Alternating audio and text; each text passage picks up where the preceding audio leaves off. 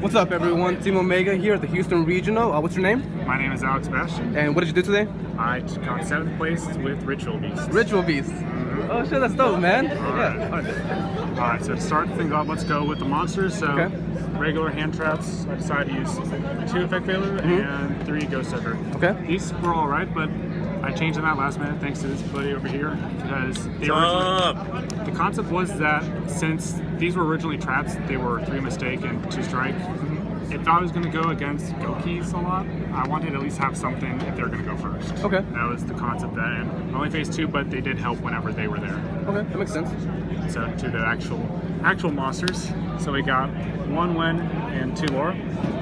Most people, they have 1-1-1, and this being the pendulum monster, but I decided to keep this as 2, just 1 if it has good booty, and 2, Link Karibo is really good with this. And so I just didn't like the pendulum monster because it just leaves the field, period. But this is a good ratio. I would stick to that if I would. Then you have the regular 3 Elder. Then MVP monster is the 3 Winda. This is the new one, right? The most recent one, and this kept me in the game really good, a very long time, and it really helped me out. Okay. So then, the regular beast, we have 1 Apelio. That's pretty standard. I'll keep it at 1. 3 Rampengu and 3 Konoha. So most people want to do this at 2, but I just prefer to have it at 3 so I can have as much openings as possible with the Elder combos. That makes sense.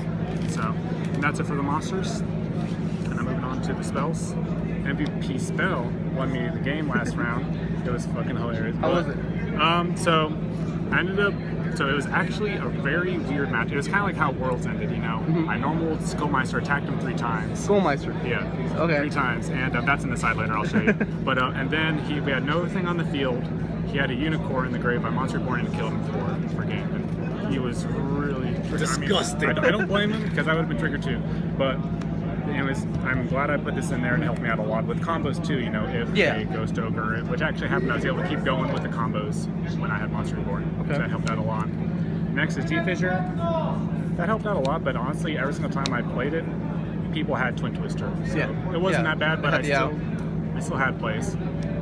Then E-Telly helped out a lot actually. And then 3 Scapegoat. Okay. So the reason behind that is because if I don't draw a monster, say I can just use this, and if I have Torrential in this, I can still make plays after I Torrential. So you can't combo off. Okay, that makes sense. And just, you know, to make them waste resources until I get my monster. Did you like it? Oh yeah, I would just keep it at 3. Okay. Unless if they limit it, but you know. Yeah. It's gonna happen. It's gonna, eventually, yeah. And I'm honestly fine with it. The deck can work without it too. It's just there just in case. And then we got 2 Forbidden Chalice. So I would honestly replace this with Empyreans, or that 1 trap that's really good right now. Impermanence? Impermanence. Yeah. I would replace it with this. This is just like a budget version. Yeah. It was still pretty good though. Honestly, I used it a couple times rather just to buff it up, buff my monsters up, just to get over some stuff. But in the end, it was just, if they already had a firewall on the dragon, I wanted to be able to use this in order so I could go off. Okay. They didn't disrupt my plays. That was the concept. It worked okay. It was versatile, so I liked it. So that's it for the spells, which is 8 and 21. Okay. Monsters. Trappers. And so traps, we actually have a 1, which will be Ambush. So the reason behind that is just because the deck doesn't really need it anymore, but it's just a backup. So, and honestly, it will brick you more than you would actually need it in the back of the day. So having 1 was really good because I drew it a couple times, but since it was only at 1, I didn't. Yeah, you didn't see that often. Okay, makes sense. Yeah, and it was real good. And it kept me in the game whenever I did need it.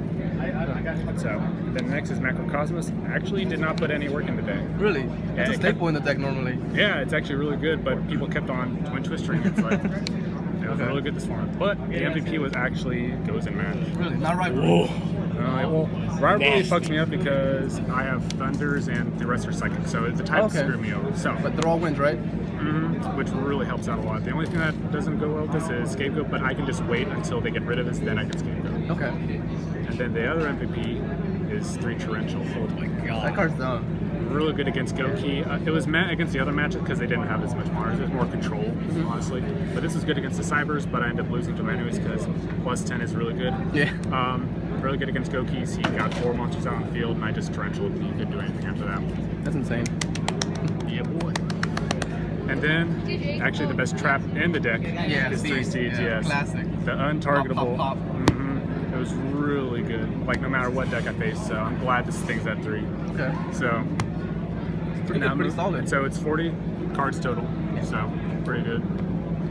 So now moving on to the side, we got the MVP boy. The MVP. Oh my god. The guy who went ham for 3 turns. He literally kept on drawing, setting. I was like, free damage.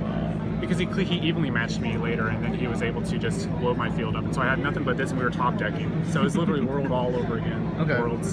So then after that, I just killed him with Unicorn. It was really good. But then, honestly, this was for, I never actually used it. I never saw it. Oh, okay. I wanted to use it against Cyber Dragon because there's a lot of grave effects, but this was mostly for stuff like Burning Abyss. Yeah, I think we had a Cyber Dragon got like 3rd place or something here. Okay. Yeah, so it was, the concept was good. I would actually replace it with the better version, which is the Snow, what was it? Ghost Bell? Ghost Bell. Yeah. I'll replace it with that. But this is a good, cheap version. Okay. Next is the 3 spheres, and so this was just for Gokis, but never saw it. I mean, there was a ruling. The guy said that he had Dolphin. He was gonna say it was 0-0 in the hands, but it wasn't. Yeah, that's not how it works. I still won though, so it still worked out. And then, but other than that, that was what it's for. I didn't see it other than that. Then the Dark Hole and Raigeki, the good What were old these couple. Mostly Gokis, spam decks. If I'm going second, if I know they're gonna have a U board on the field, I need this just in case. Okay.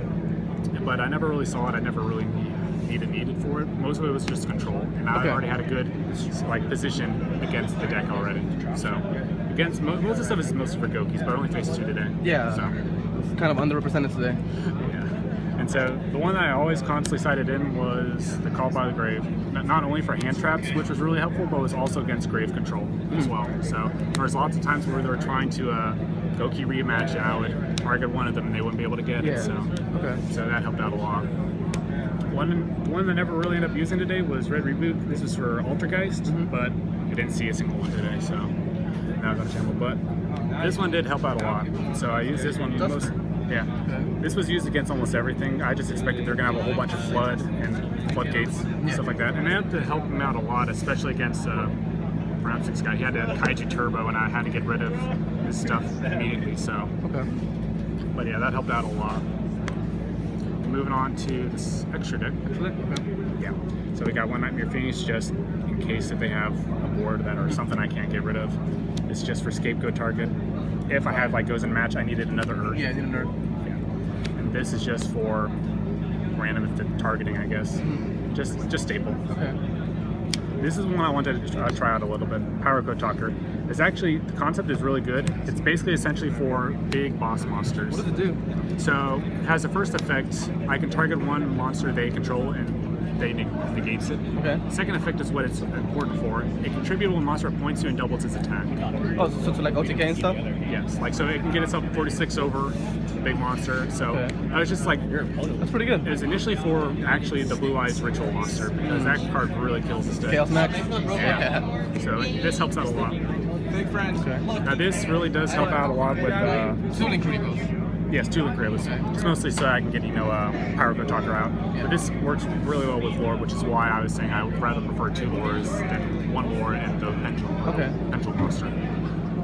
So this is really good. This only came up a couple of times today because whenever I had Scapegoat, they just destroyed it, so I couldn't really use it. And then to the actual Ritual Beast monsters, this was really good today.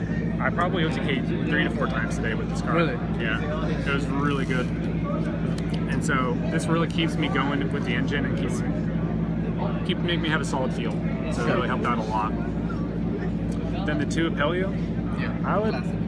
Oh yeah. I mean, people can play 3 of it if they want to, but I found 2 fine. Just 1 for banishing with Rampengu, and the other just using it just regularly. Okay. And then the one that needs to go to 3. Never gonna go to 3. Probably 2, but who knows. Yeah. But this was really good. This is what made the deck, and honestly, the deck surprisingly can still run without it. Okay. So especially with Winda helping out a lot. You can still combo through. Yeah, and with the links, it really helps out the deck a lot. Then we got 1 Petal Fin. People can run 2 if they want, but I only ran 1 because I don't have the actual pink Petal Fin in the deck, so I didn't need to have 2. Okay. And so 1 was good. I might bump it up to 2, but I don't know what I would take out for it. Okay. But 1 was good, nonetheless. And this was just used for banishing for Rampengu and for a big beater with Winda. Yeah. I never actually brought it out properly, but it was still good, and I was able to get over the Goki matchup with his his board, so it helped out a lot. Okay. What were your matchups today? Okay, so first matchup, first round, I actually have it up here. Yeah. My brain's too tired to actually think. First round, I faced Gokis. I 2-1'd them. That second game, I had the misruling of the sphere, so that cost me the game, obviously. But then I beat him next turn. So the next game, I actually faced Layer Darkness. Oh yeah. That was a very hard game, but it's like he didn't know how to do it against Ritual Beast, so I was able to win. People forgot at this point. Yeah. Then next, I tied against the Goki guy, table 1, round 3. So that was a very long game. I think the first game took like 35 minutes. It was really long. Then, I guess, and then the fourth round, I faced Sky Striker invoked. Okay. So that was okay, but he didn't really know how to get around my field. I think the only reason why this deck won is because people don't know what it does. Yeah, people forget about it. Like it's a complex deck. If I had a nickel for every single time people thought they could destroy my Link, but I kept on contacting with it. It was ridiculous. And then the rest of the decks were variants of Mech Knight, Invoked, Sky Striker. And then I had the one random matchup against the Cyber Dragon and you wrecked my shit. I couldn't do anything against that. It was really good. Your most feared matchup was the one that went in? Yeah, because he had Infinity on the field, but the Link monster was actually really good. Yeah, that one's really good. That really killed me up. Then one of the matchups I faced a Kaiju Turbo, so... Okay. Now, it was like using one of the new engines of the new set. I don't know what it was, but either way, it was really good. So I was scared of that deck the most. But other than that, thanks, Ritual Beast, for not bricking with me. It only bricked once. That's good, man. That's really good. Any shout-outs you want to give out? Shout-outs to the people at Senpai's Cards and Anime. They really helped me out, especially this guy right here. Yay! Shout-outs to Team Omega! They helped me out a lot with the deck. Shout out to people back at Lubbock for Hatters. They really helped me out with the deck a lot back then. And shout out to my soul. And shout out to this deck for not breaking at all. Shout outs to Gozen Match. Shout outs to Gozen Match. Well, congrats, man. 7th place. That's an accomplishment with Ritual Beast, man. Good job. Oh, yeah. Thanks. All right. See you next time.